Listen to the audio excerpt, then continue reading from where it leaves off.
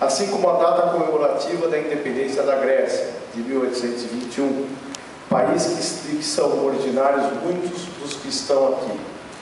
Não é demais lembrar que se aqui estamos, nesta Assembleia Popular, é porque existiu um país que formatou o princípio fundamental da política, o governo do povo para o povo, a democracia que hoje teimamos e exigimos que exista.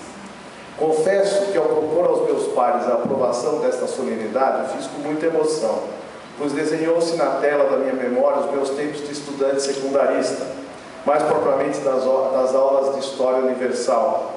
Nestas aprendi que a Grécia foi o berço da democracia, da filosofia e literatura ocidental, do teatro e também dos Jogos Olímpicos. A partir de então senti muita emoção em estudar a história grega. Vejam que no emaranhado leque que a medicina se apresenta aos médicos para o seu exercício, escolhi de pronto o ramo que mais poderia colocar próximo do esporte, a ortopedia, e a exerço-a diretamente ligada ao esporte há quase 30 anos.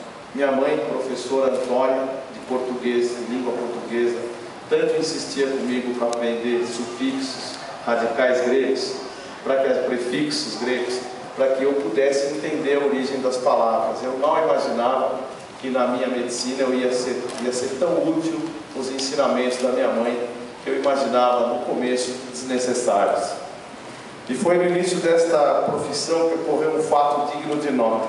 Certa vez atendi na minha clínica ortopédica um cliente de nome Jorge Cararambos, é isso? É assim mesmo, né, que se fala.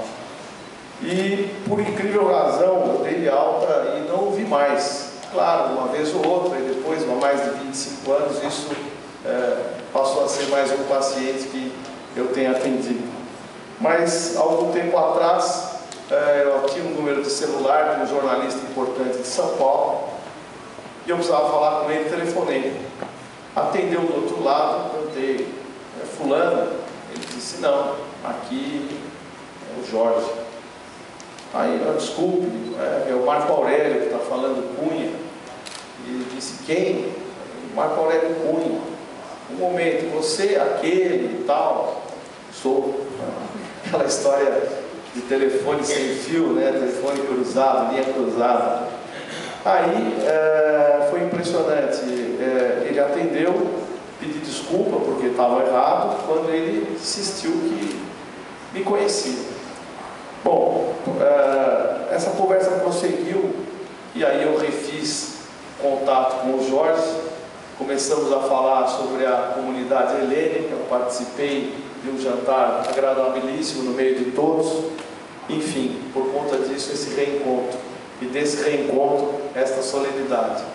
As coisas boas são feitas ao acaso, quando elas acontecem a gente pode recobrar o tempo, relembrar passagens boas, ensinamentos, e aí estamos todos reunidos por um telefonema errado.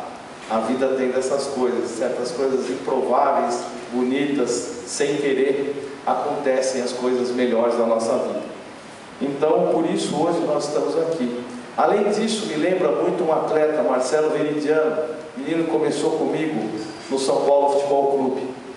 Ele morava em Guarulhos, literalmente quase num buraco.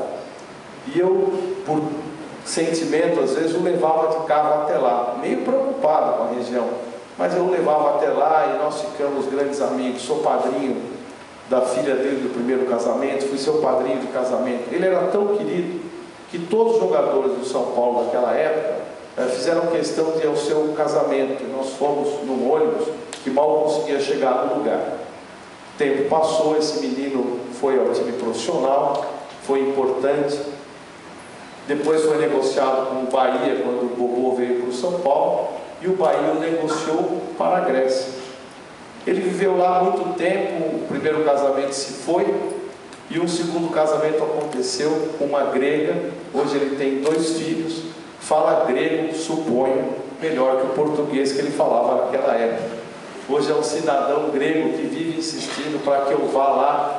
Ele ele se jogou no Chante, depois rodou alguns outros clubes, é uma figura importante da história do esporte grego hoje, muito lembrado, Marcelo Veridiano.